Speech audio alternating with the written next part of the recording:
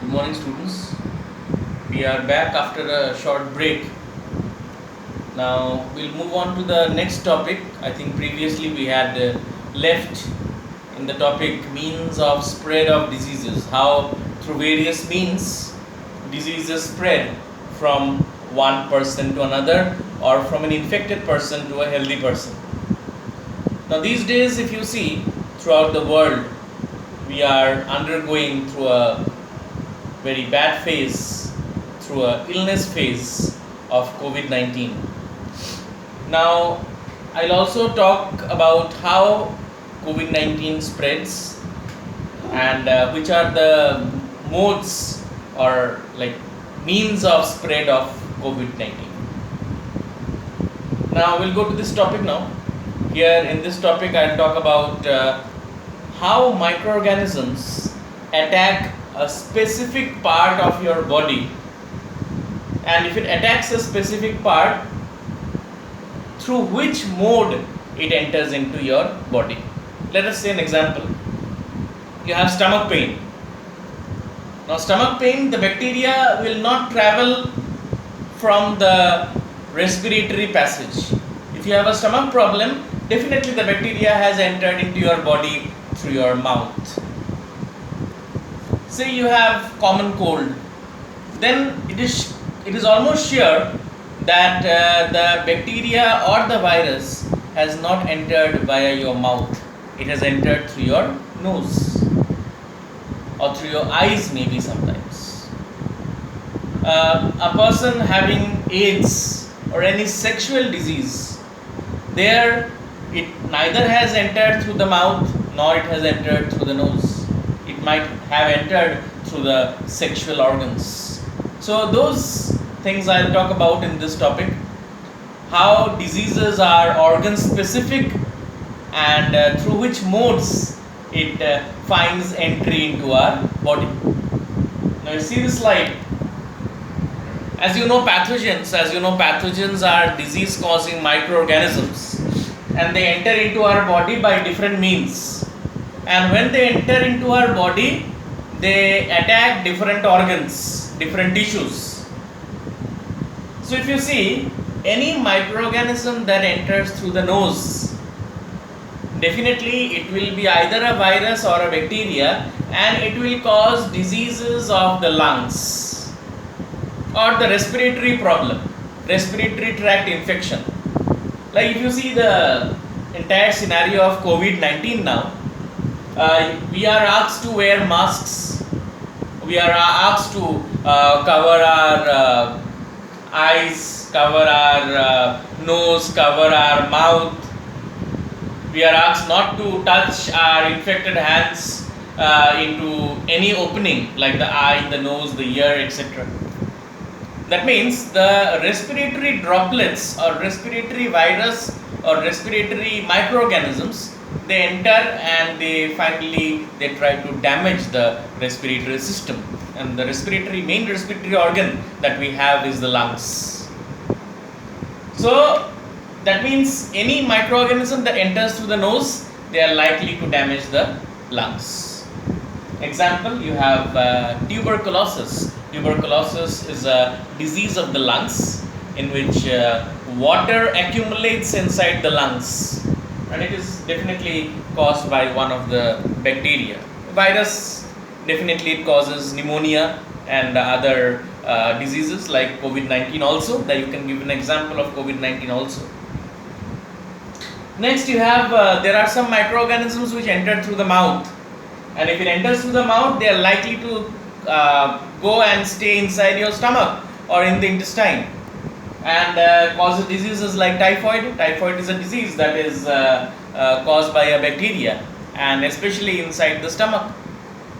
Again, we have one other disease called as jaundice, which is caused due to accumulation of bacteria or microorganism inside the liver.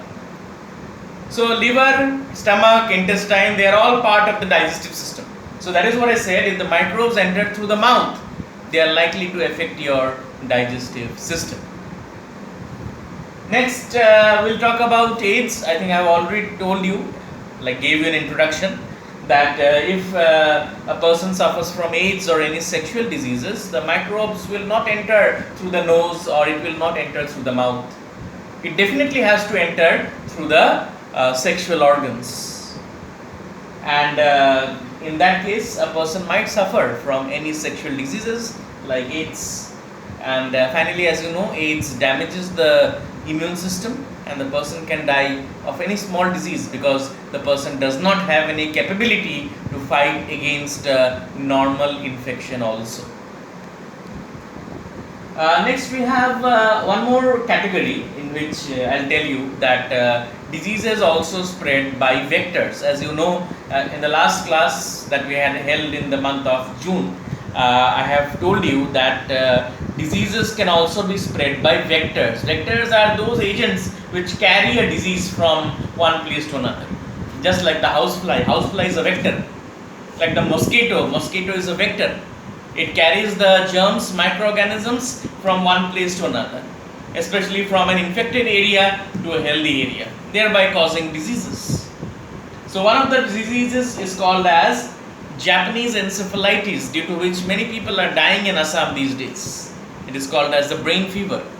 And what happens due to the bite of the specific kind of mosquito, fever develops and damages the cells of the brain. Japanese encephalitis it is called. We have, our country has also developed a vaccine against Japanese encephalitis. So if you take proper preventive cure, you are likely to get cured of this disease. Many people, recently if you see the newspapers, many people are dying because of the Japanese encephalitis diseases, and it is caused by mosquito bite. Mosquito takes the infection from an infected area to a healthy area. So these are the categories of microbes which affect different organs, and they are very specific in nature. That means the microbes which will enter through the respiratory system will definitely affect the lungs. The microbes which enter through the mouth will definitely affect the respiratory system. So they are very specific in nature, please remember. Now we'll go to the next topic, in which we will talk about principles of treatment, how to treat a particular disease or infection. Generally, if you see, there are two steps of treating an infection, of treating a disease. The first step is to reduce the effect of the disease. How can you reduce the effect of the disease? That will be the primary preventive measure or primary treatment taken up by a doctor. So we have to reduce the effect of the disease. We have to reduce the symptoms of the disease. So you will get cured slowly if you reduce the symptoms of the disease. Like say fever. Fever might come to you. With that, vomiting might occur. And say tomorrow I give you a medicine due to which vomiting has reduced. So that means we are reducing the effect of the disease by reducing one symptom of yours, that is vomiting. Vomiting is cured. Slowly you will get rid of fever also. So first of all, the primary thing that we need to do while treating a disease is to reduce the effect of the disease, to reduce the symptoms of the disease. The second case, the second step or the secondary step that we take to treat a disease is to kill the microorganism which causes the disease. It is very important to kill the microorganism, to kill the pathogen which is actually causing a particular disease. Until unless you kill the microorganism, you will never be cured of that particular disease. So these are basically two very important steps, a very important question from the exam point of view. What are the principles of treatment of diseases? We'll now go into detail of that. How do you reduce the effect of the disease? Please see, this is a very important slide, and when you are asked in the exam, you have to write this slide also and this slide also. This is just a brief idea, and this is the explanation of that slide. So how do you reduce the effect of a disease? By taking medicines. Obviously, it is understood. If you take medicines, you will your symptoms will come down. Symptoms will vanish. Symptoms will disappear. So you have to take medicines if you want to reduce the effect of the disease. Say, as I just said, you have loose motion, you have fever, you have pain. So you can take medicine and take rest, adequate amount of rest you can take, and finally what will happen? You will get your energy back, your energy will be restored. So that is to reduce the effect of the disease. I hope you have understood that. Next is how to kill the microbes. You can kill the microbes by taking suitable antibiotics. I'll talk in detail about antibiotics.